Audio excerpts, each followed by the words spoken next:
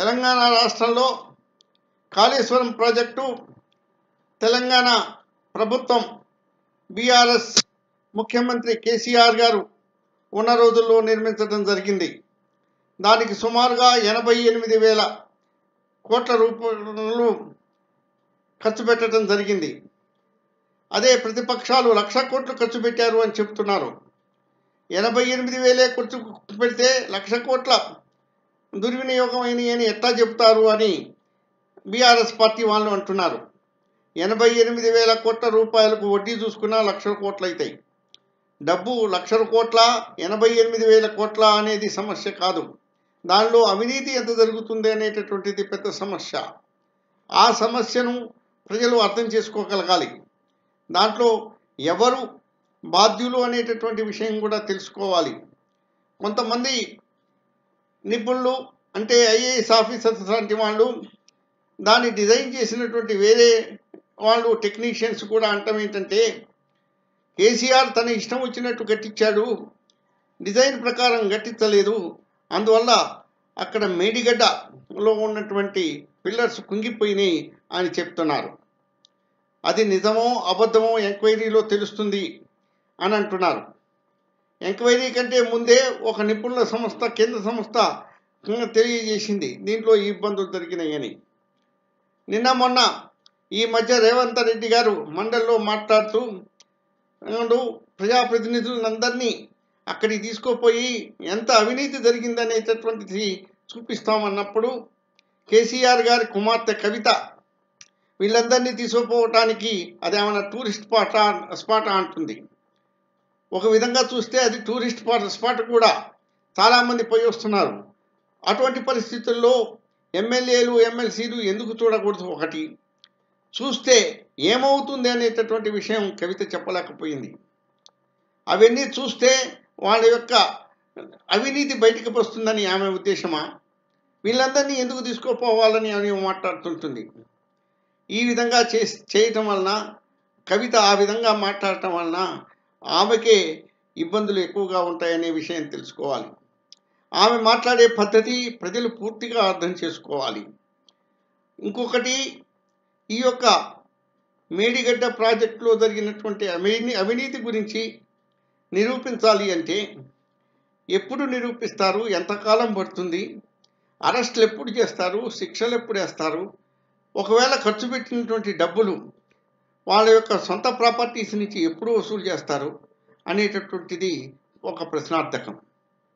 చివరికి మనం ఒక ఫలానా వ్యక్తి మీద నిరూపించలేకపోయినామని ఒక జడ్జిమెంట్ ఒక 20 ఏళ్ల తర్వాత వస్తే అప్పుడు కేసీఆర్ గారికి నిండా నూరేళ్ళు అయిపోయి వెళ్ళిపోతే ఎవరిని పరీక్షిస్తూ మీద ఈ శిక్ష వేస్తారు? దానిలో ఉన్నటువంటి వేరే వాళ్ళు హరీష్ రావు గారు కానీ వేరే వాళ్ళకి కానీ శిక్షలు ఎప్పుడు వేస్తారు? శిక్షలు వేయాలి కదా. ఆ శిక్షలు వేయకపోతే ప్రజాస్వామ్యంకి బాధ్యులు ఎవరినని నిరూపించగలుగుతారు? ఇంత జాప్యమైన తర్వాత ఎన్నో ప్రభుత్వాలు కూడా మారుతుంటాయి. వాళ్ళకు శిక్షలు వేయవలసిన అవసరం ఎంతైనా ఉంది. ఇప్పుడున్న పరిస్థితుల్లో ప్రతి పౌరుడు ఏమని అనుకుంటున్నాడు అంటే న్యాయం జరగవలసింది, శిక్ష పడవలసినటువంటి విషయం సంవత్సరాలు దశాబ్దాలు అవుతుంటే శిక్షలు ఎవరికి పట్టలేదు ప్రభుత్వం ద్వారా కోర్టుల ద్వారా అని తెలుసుకున్నారు. పడితే శిక్ష ఎప్పుడో పడుతుంది. అప్పుడు వీళ్ళంతా ఉండరు. మన కాళేశ్వరం ప్రాజెక్ట్ ఏం కావాలి? మనం నిర్మించుకున్నటువంటి కాళేశ్వరం ప్రాజెక్టు గొప్పలు చెప్పుకున్నటువంటి ప్రాజెక్టు కేంద్ర ప్రభుత్వం డబ్బులు సహకారం చేయకపోయినా నేనే కట్టాను ప్రజల సొమ్ముతోటి అని కేసీఆర్ చెప్పాడే. ఇవాళ కుంగిపోతుంటే ఆ యొక్క ఎల్ఎన్టీ మీదనో మెగా కంపెనీల మీదనో బాధ్యత వహిస్తే ఈయన తప్పుకుంటే ప్రజలు ఏం కావాలి? ఒకడి మీద ఒకడు నెపాలు వేసుకుంటూ బాధ్యతలు ఒకడి మీద నెట్టుకుంటూ పోతుంటే ప్రజల యొక్క డబ్బు ఏంకి? దానికి జవాబు చెప్పవలసిన అవసరం ఉంది కదా.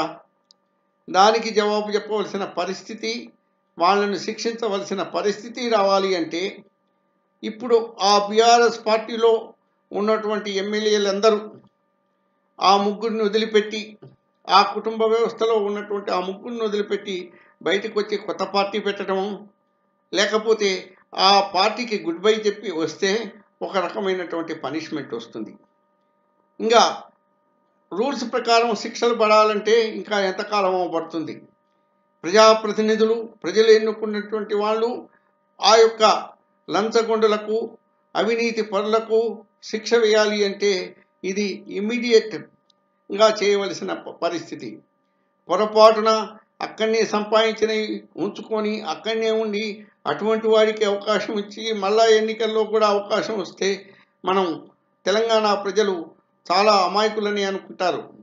వాళ్లకు తెలంగాణ ప్రజలు ఒకవేళ బయటికి రాకపోతే ఏ విధంగా బుద్ధి చెప్పాలో చెప్పాలి.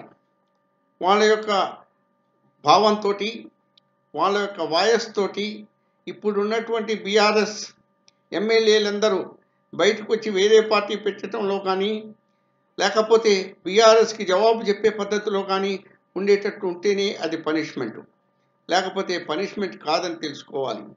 నా యొక్క అభిప్రాయంతో మీరందరూ ఏకీభవిస్తే ప్రజలందరికీ ఈ యొక్క యూట్యూబ్ని సమాచారాన్ని అందరికీ తెలియజేయండి, ఫార్వర్డ్ చేయండి, సబ్స్క్రైబ్ చేయండి, లైక్ కొట్టండి, మీ యొక్క గ్రూప్స్కు కూడా ఫార్వర్డ్ చేయండి.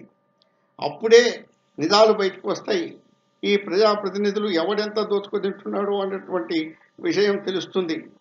ఇప్పుడు కాకపోతే రేపు వచ్చే ఎలక్షన్స్, ఈ 5 ఏళ్ల తర్వాత కూడా ఆ యొక్క దాంట్లో సంపాదించిన డబ్బులతోటి ఎన్నికల్లో నిలబడి దేశాన్ని పాడు చేసి పారేస్తారు. ఇప్పుడు ఇమ్మీడియట్గా చేయవలసింది ప్రజలు ఎన్నుకున్నటువంటి ఎమ్మెల్యేలు బయటికి రావాలి, ఎమ్మెల్సీలు బయటికి రావాలి, ఆ పార్టీని వీడిపోవాలి అనేటటువంటి సలహా ఇస్తున్నాను. నా పేరు కందిబండ నరసింహారావు, విశ్లేషకులు.